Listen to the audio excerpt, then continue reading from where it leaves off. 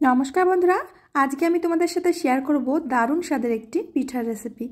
এই পিঠা হয়তো তোমরা এর আগে কখনো খাওনি। এটা খেতে যেমন সুস্বাদু, দেখতেও তেমন সুন্দর।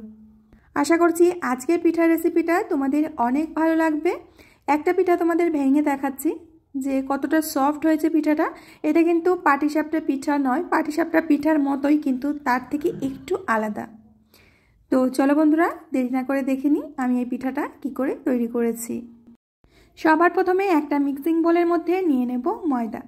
এখানে আমি 2 বাটি ময়দা দিয়ে পিঠা তৈরি করব। তোমরা তোমাদের পরিমাণ বুঝে তৈরি করবে। দিয়ে দেব স্বাদ মতো লবণ, আর এখানে 2 বাটি ময়দার জন্য দিয়ে দেব 4 চামচ চিনি। এখন লবণ, চিনি আর ময়দা একসাথে খুব ভালো করে মিশিয়ে নিতে হবে। বন্ধুরা, আজকের পিঠার রেসিপিটা বেশ মজার হতে চলেছে। তোমরা ভিডিওটি শেষ পর্যন্ত দেখে তারপরে যেও। এবার এর মধ্যে দিয়ে দেব দুধ। দুধটাকে আমি আগে থেকে জাল করে ঠান্ডা করে নিয়েছি। 2 বাটি দুধ আমি দিয়ে দিচ্ছি। যে বাটি মেপে ময়দা নিয়েছি সেই বাটি মেপেই 2 বাটি দুধ দিয়ে দিচ্ছি। প্রথমে এই 2 বাটি দুধ দিয়ে খুব ভালো করে একটা ব্যাটার তৈরি করে নেব হ্যান্ড উইস্কের সাহায্যে। এখানে কিন্তু আরও আমাদের দুধ লাগবে। দুধ কতটা দিতে হবে সেটা আমি পরে বলে দিচ্ছি।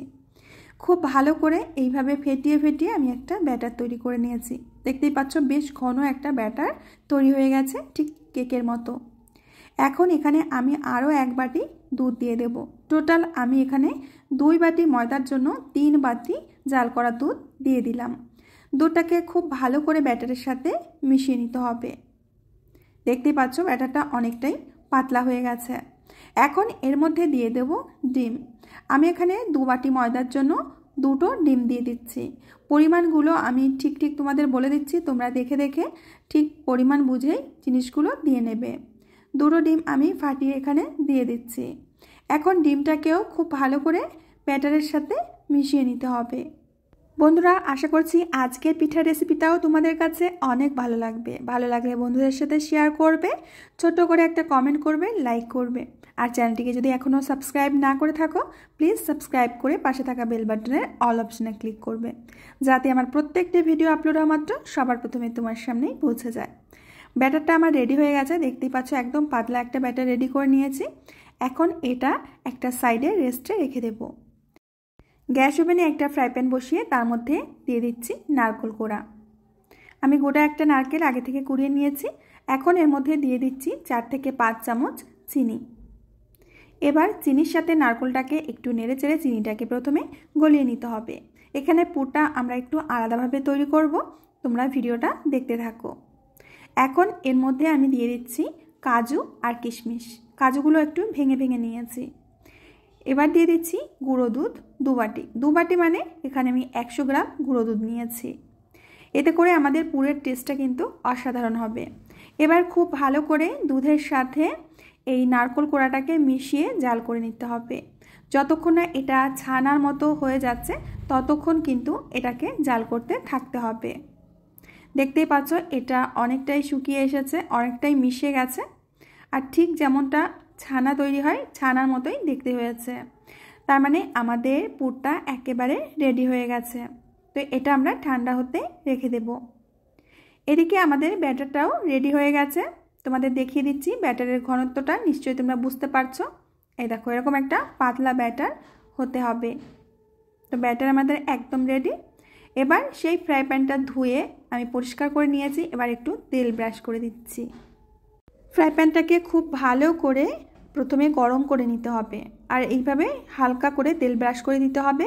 তেল কিন্তু বেশি দেবে না, হালকা করে এইভাবে ব্রাশ করে নেবে। যখন ফ্রাই প্যানটা গরম হয়ে যাবে তখন এর মধ্যে দিয়ে দেব 1 হাতা মতো ব্যাটার।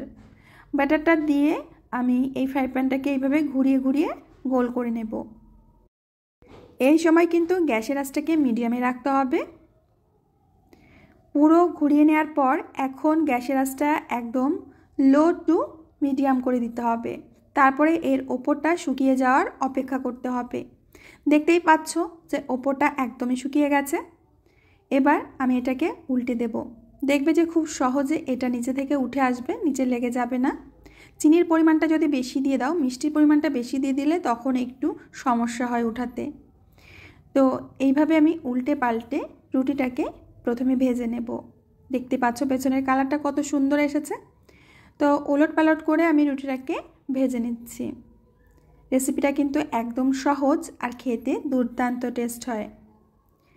তো এখন আমি এটা কড়াই থেকে নামিয়ে নিচ্ছি। একইভাবে শুকনো ব্রাশটা আবার এর উপরে একটু ব্রাশ করে দেব, তারপরে আবার এক হাতা ব্যাটার দেব। মানে একইভাবে আমি প্রত্যেকটা রুটি আগে তৈরি করে নেব।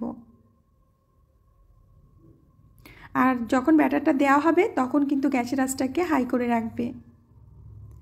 দেখো একটা পাশ কিন্তু শুকিয়ে গেছে আর এটা দেখতে খুবই সুন্দর হয়েছে আর একদম পাতলা হয়েছে। আমি আবারও উল্টে দিচ্ছি। তো উল্টে পাল্টে এই রুটিটাকেও ভেজে নেব।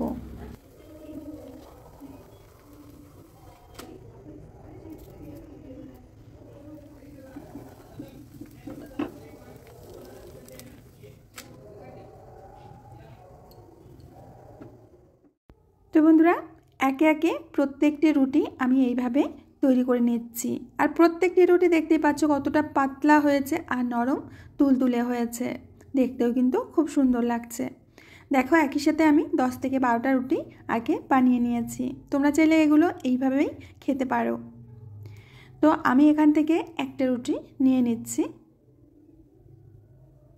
এখন আমরা যে পুরটা রেডি করেছিলাম সেই পুরটা হাতের মধ্যে নিয়ে এইভাবে একটু চেপে চেপে লম্বা করে নিতে হবে। এটা কিন্তু তৈরি করা একেবারেই সহজ। এবার এটাকে ভাঁজ করে দিতে হবে। ভাঁজটা আমি কিভাবে দিচ্ছি তোমরা একটু খেয়াল করলেই বুঝতে পারবে। দেখো ঠিক এইভাবে এবার রোল করে নিতে হবে। তো একটা পিঠা আমাদের রেডি হয়ে গেল। দেখতে পাচ্ছ এটা দেখতে কতটা সুন্দর হয়েছে, দেখে কিন্তু জিভে জল এসে যাচ্ছে। আর এটা খেতেও কিন্তু দারুণ লাগে। তো একে একে প্রত্যেকটি পিঠা আমি রোল করে নেব। তোমাদের দেখার সুবিধার জন্য মানে বোঝার সুবিধার জন্য আমি আরও একটি করে দেখাচ্ছি। প্রথমে এইভাবে ভাঁজ করতে হবে, তারপরে দুপাশ থেকে তুলে এইভাবে ভাঁজ করে এবার রোল করে দিতে হবে। আশা করছি বুঝতে তোমাদের কোনো সমস্যাই হচ্ছে না। তো একে একে প্রত্যেকটি পিঠা আমি তৈরি করে নিচ্ছি। তো এই দেখো বন্ধুরা রেডি হয়ে গেছে আমাদের নতুনত্ব পিঠা রেসিপি। তো দেখতে কিন্তু অসম্ভব সুন্দর লাগছে আর এটা খেতেও দারুণ টেস্ট হয়। আমি একটা তোমাদের ছিঁড়ে দেখাচ্ছি যে এটা কতটা সফট হয়েছে।